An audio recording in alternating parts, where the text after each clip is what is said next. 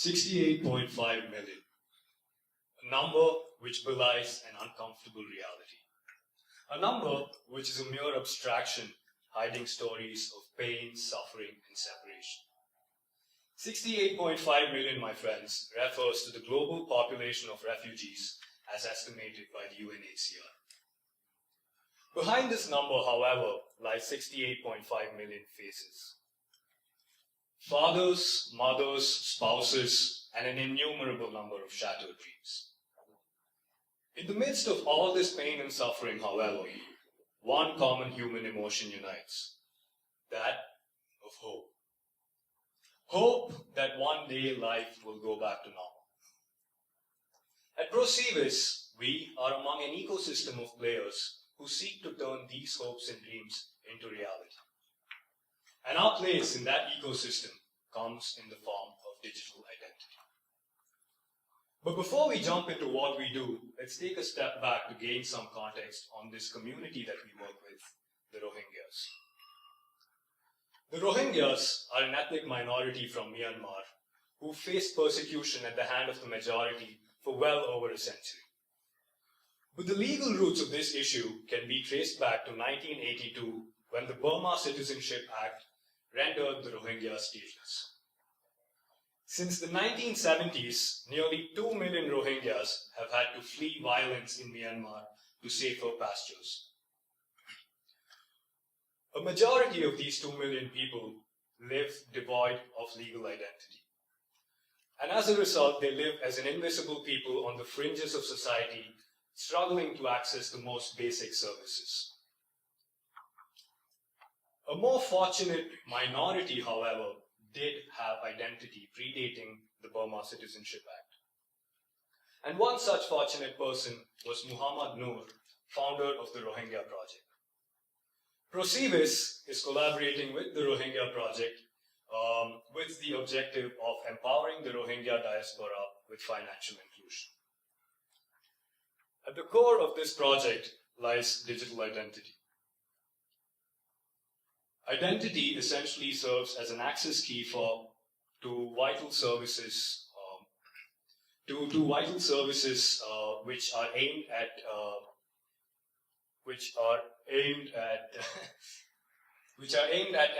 empowering the community with vital skills. So, firstly, we've got access to vocational training, through which we hope that we can make the community a little more employable. And second, we've got access to a digital financial platform which seeks to foster grassroots entrepreneurship through crowdfunding. And finally, we've got access to banking accounts through which we believe the Rohingyas will be able to access in financial transactions in the formal economy. So this is what we seek to achieve in the pilot phase, right? So this is in Malaysia, where we seek to reach 1,000 Rohingyas in the first quarter of 2019.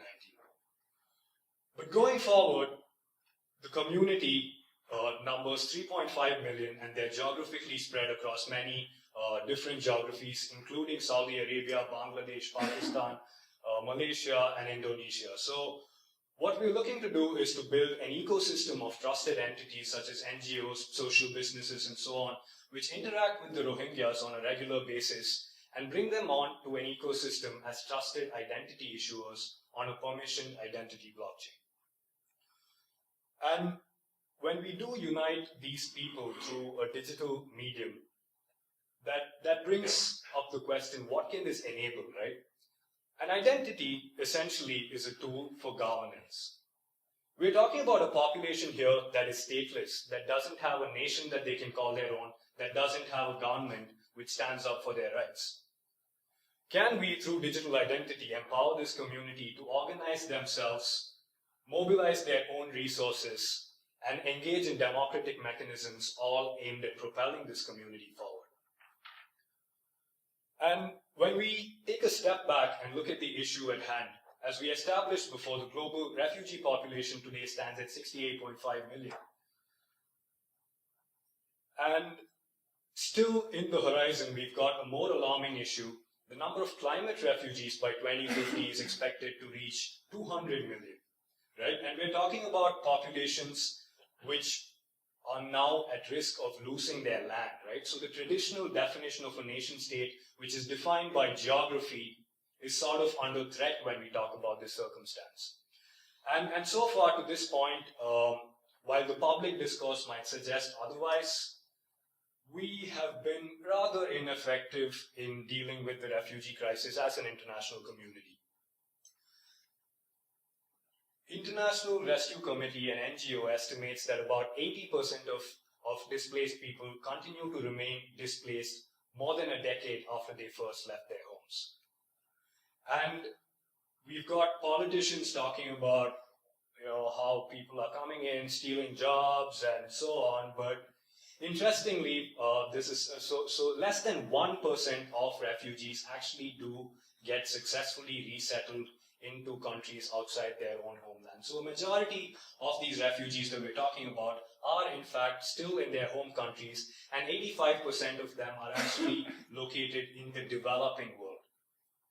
So can we, through technology, build a platform which can enable these geographically disparate populations to organize themselves and engage in democratic mechanisms sort of focused on representing the needs of this community? And within the bounds of the current system, we could very easily envision a foundation of sorts, right? You could have an umbrella organization which manages a pool of funds, and you can have these populations vote digitally on how these resources may be allocated across these many geographically disparate populations, the projects into which these funds may be allocated, and so on. So essentially, the question I would like to bring up here is, can technology serve as a stepping stone towards virtual nationhood, and should we reimagine the state as we know it today? So this addresses one part of the identity issue. But when we talk about identity, the issue at stake is much larger. Globally, there's 1.1 billion people who have no form of legal identification. That's a seventh of humanity, my friends, a seventh of humanity left behind without access to the most basic services that you and I take for granted. And historically, the onus of identity issuance has rested squarely upon the shoulders of governments. And as we saw with the case of the Rohingyas, governments can often be discriminatory against certain populations, but also you might have well-intentioned governments which just do not have the financial resources to reach every last citizen within their jurisdiction. And this is where we believe decentralized identity issuance can be exciting. The world is ripe with examples of organizations, NGOs, governments, businesses, supranational organizations engaging with citizens where governments fail to. If we could engage these trusted organizations as trusted identity issuers on a permission identity network, we can close this gap of 1.1 billion by a significant number. With the Rohingyas, we spoke about one example of how a non-governmental entity could contribute towards the inclusion of a community. And I believe another very interesting point of entry into identity programs could be neonatal care centers, and more specifically, immunization. So when you talk about immunization and vaccinations in general, the nature of vaccinations means that vaccination centers are actually a very reliable point of entry into identity, because children traditionally interact with these entities over a rather extended period, right? And the global penetration of immunization today stands at 86%, while at the same time, 1 in 4 children below the age of 5 do not have any form of identity. So if every vaccinated child were in fact to get an identity which may be validated by the hospital, we can close that gap of 1.1 billion by a significant number. And interestingly, I think vaccination can be interesting also because children traditionally don't drive themselves to hospitals, right? They're taken there by their parents. And if their parents as well lack identity, this could also serve, this could go beyond just the infants to also potentially serve the older populations. And we're still talking about a permission system here, right? So there is a certain degree of centralization involved, and will bringing on these trusted entities help us reach every last citizen? Probably not, right? And that's where we believe an entirely permissionless identity network could be very interesting. And that's what we're working towards with Vetri. Vetri essentially stemmed from the realization that in the digital realm, identity extends far beyond our traditional attributes such as your first name, last name, date of birth, and so on, right? In the digital realm, every click and keystroke contributes towards your digital identity. And to enjoy true self-sovereignty over your digital identity, you also need to enjoy control over your personal data. And unfortunately, the current situation is such that this personal data is controlled by large corporations. And what we're looking to do with Vetri essentially is to hand back control over personal data back to the user. So at the core of Vetri is the self-sovereign digital identity. And the next key component of Vetri is a digital vault, which enables users to have their personal data flow in from multiple sources, including Facebook, Google, Amazon, and have it stored on their devices in an encrypted fashion. And finally, you've got the monetization element, which is a marketplace which connects data owners, such as you and me, with data consumers, such as advertisers, healthcare researchers who might have an interest in using these data points. And I think that final element is crucial because there's a number of players in this space working on handing back control over personal data back to the users. And the data economy is estimated to hit about 1.2 trillion in 2020, right? And if you look at the market cap of the top 5 companies, all data giants, we're talking about a combined market cap of about $4 trillion US. And we believe that this monetization aspect, where you hand back control to the user, can serve as a huge driver of redistributing wealth within the current setup. So you might be wondering, how does this tie into the discussions we were having earlier about refugees, stateless populations, and people without access to identity? Let's take the example of a refugee who's migrating from Zanzibar to the United Kingdom. Let's call him Freddie Mercury, right? So Freddie Mercury, along with his family, is fleeing violence in Zanzibar and moving to the United Kingdom. But unfortunately for Freddie Mercury, when he shows up at the UK, they ask him for his passport, right? But Freddie's house was on fire when he left, so unfortunately he couldn't bring his passport along with him. So how does Freddie prove to the UK authorities that he does in fact come from Zanzibar? And this is where we believe something like Vetri could be interesting, right? So you've got, say, your Google geolocation data, which serves as an indication of all the places you've been before, and Freddie's Google geolocation data does in fact indicate that he has been spending a whole lot of time in Zanzibar, right? And then he's got his Facebook data, where you've got his likes. He likes the local cafe down the road from his street, which is in Zanzibar. He's been to a bunch of events as well. His friends are primarily from there as well, right?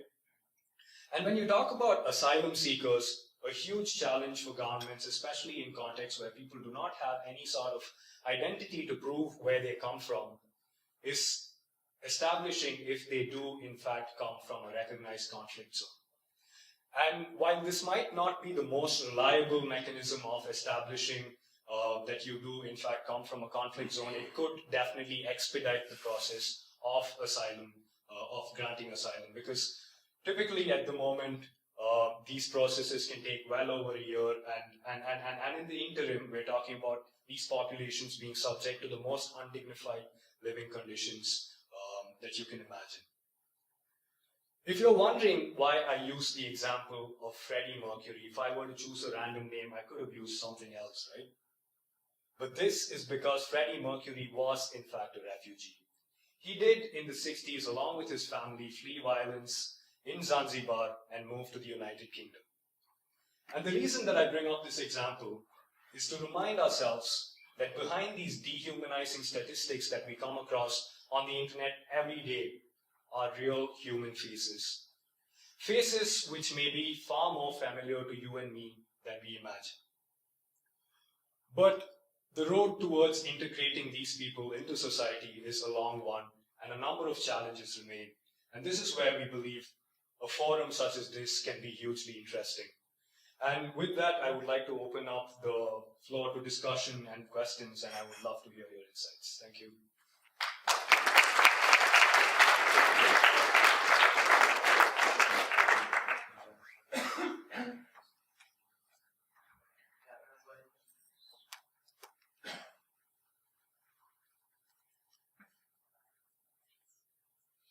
So one of the things I was actually just in Greece last week speaking to an NGO who was working on the crisis there, and the thing that they talked a lot about was the protection of identity for some, especially the young girls that are coming out of Syria, and how that's a real problem, and how for all of us in this framework, how can we both provide identity for people but also protect their identity when that needs to happen? So I'd love to hear your thoughts on that. So privacy is definitely key, right? And when you talk about identity, now with tools such as the blockchain, you have the opportunity to have your identity stored exclusively on your device, which may be a smartphone or a smart card even, especially, which could be relevant in low resource environments, and have merely a proof of authenticity of these identity attributes stored on the blockchain, making it universally verifiable, right? But then when you talk about populations which are prone to conflict, having your data exclusively on your smartphone also poses the challenge of losing your data, owing to physical damage or so on, right? And that's where we also need to look into backup mechanisms, ensuring that data can be backed up in a non-centralized manner. So there could be, these distributed storage mechanisms which could be explored. You could also have multi-device support where you have your data stored on multiple devices, but also potentially, hand over custody of your data to maybe 5 of your family members, your friends, people who you trust. And this, in fact, is one of the biggest open questions, I would say, in this space, sort of, achieving this trade-off, as you can see here, between persistence and privacy, because to achieve persistence, a certain degree of centralization could help, but then you're opening up privacy risks. So it's about finding that balance and finding more decentralized mechanisms of sort of doing this.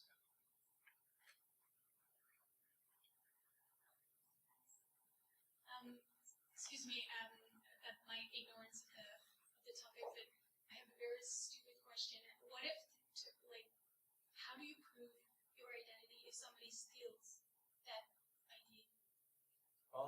So in this case, as I mentioned, in the digital realm, you do have the possibility of recovering your identity, right? If you lose your passport, you need to go back to your government authority and have it recovered. But in this case, if you do have a proof of your identity attributes stored on the blockchain, you can always prove that you did in fact have an identity. So my question was not about the backup of how Right. does the person who actually owns his identity, what if a third party steals that identity and then pretends to be that person?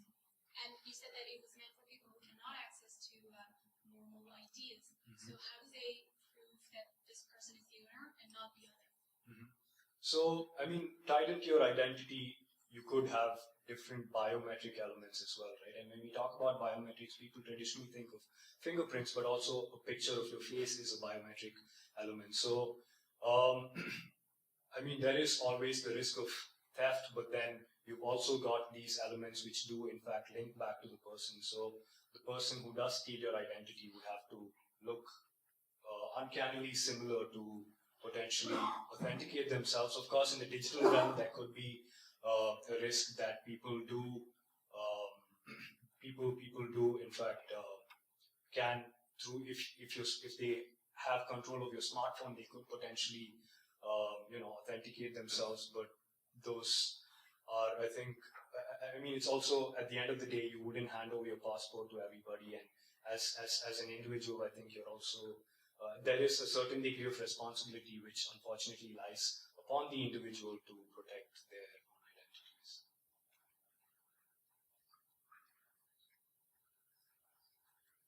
Hey, I had a question because there are several other blockchain projects working on decentralized identities. So, for example, there is Civic, there is Uport. I was wondering, how do you differentiate yourself from those countless other projects? And also, how far ahead are you in building this platform? Because it's a great idea, but building it is a totally different question, right? So how far ahead are you, and how are you different from the competition? So talking about Civic works primarily with businesses, so our focus is different. We work with governments and non-governmental entities primarily. And Uport does provide, core identity infrastructure, in fact, parts of which we are exploring ourselves. We're sort of in talks with them in terms of exploring synergies in that sense. And talking about how far ahead we are, we do have a fully functional digital identity program running here in Switzerland in the canton of Schaffhausen, which we have rolled out after a successful pilot. We also have upcoming projects in the pipeline with government clients which are in the pilot phase at the moment, which hasn't gone public yet. So in terms of how far ahead we are, we do have a fully functional product at the moment, and we have a number of projects in the pipeline, one of which is the Rohingya project.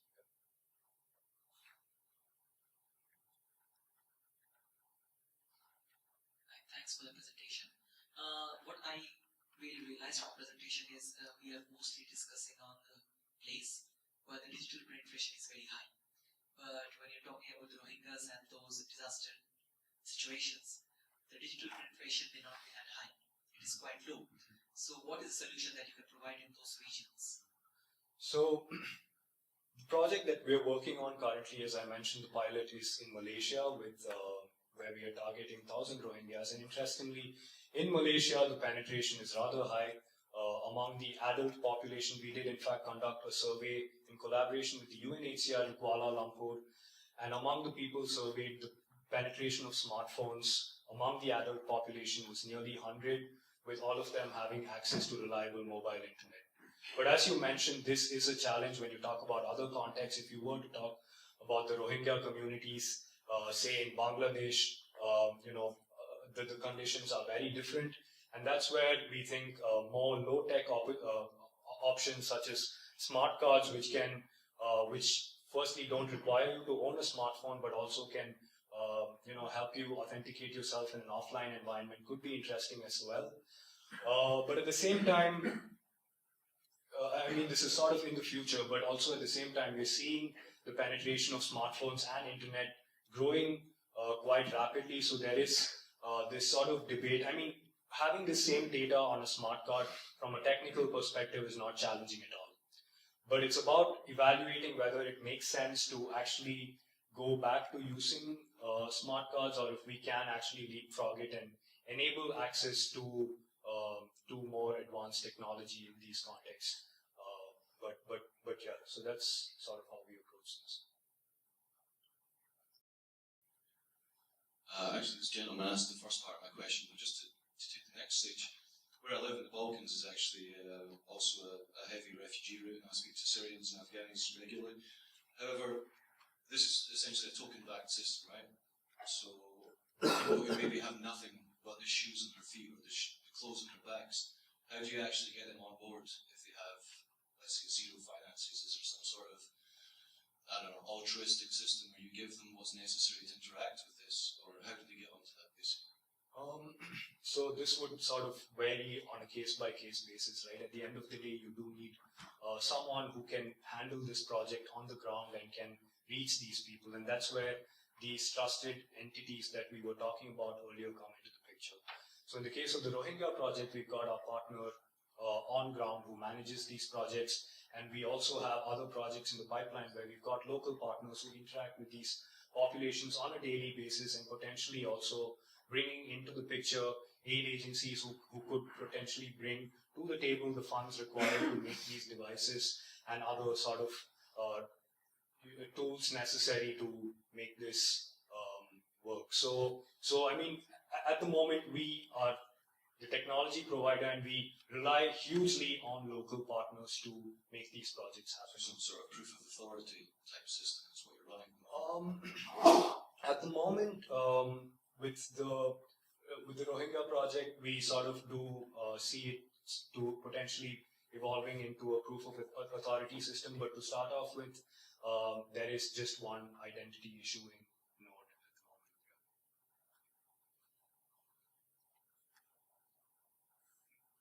thanks for speaking about that very important topic. I believe that this is key for every freedom or like totalitarian control identity. It will come down to that. When we speak about registries and KYC processes and so on, you said that there is currently one centralized organization doing it, if I understand correctly. How do you plan to have like a form of decentralized like onboarding process so I can join the system without being dependent on centralized parties which might want to oppress me? Well, I mean, you do, when you talk about the permission system, you do rely on some of these entities to a certain degree, as much as we would love to have entirely everything within our control. So again, in these many contexts, if you are talking about a global network of NGOs and social businesses, we would be relying to a certain degree on each of these entities. But at the same time, once your identity has been issued by them and you have a proof of existence of this identity stored on the blockchain, then these entities cannot retrospectively, say that, this person never existed in the past. So in that sense, you do have a certain degree of protection against it. Yeah. So which kind of validators do you see there for registration processes currently and in the future? So again, maybe going back to the example of vaccinations, right? So there you might have entities such as primary healthcare centers who could come on board as identity validators, or you could have also potentially entities such as the UNHCR who already work with refugees coming on board as identity validators. And at the end of the day, the value of an identity lies in who accepts these identities. Essentially, you could have anybody could be an identity issuer, right? In a decentralized context, my neighbor could attest with a greater degree of certainty where I stay than someone else. But how's the selection happening? How do you select those authorities? And at the moment, it's like Procivis, I guess, right? But how does the governance process look like? How can I apply? And who's making a decision in the end? At the moment, like I mentioned with the Rohingya project, that's sort of something which is in the future, right? We're working with one entity. The pilot starts next year, and we start expanding into other territories in 2020. So that is an issue which is sort of in the horizon. So in terms of how we choose these entities, you would have to it would be a traditional due diligence process where you sort of try to establish how trusted these entities are and sort of the intentions they have before sort of bringing them on board. But when you talk about a permissionless system, there is essentially anybody could become an identity issuer, you and me. That's great. Thank you very much, Adi.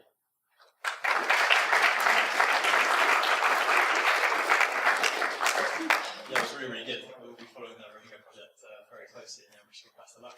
Thank you. Next, we have Petro Bushka from the Institute for Democracy 21. Please welcome him to the stage.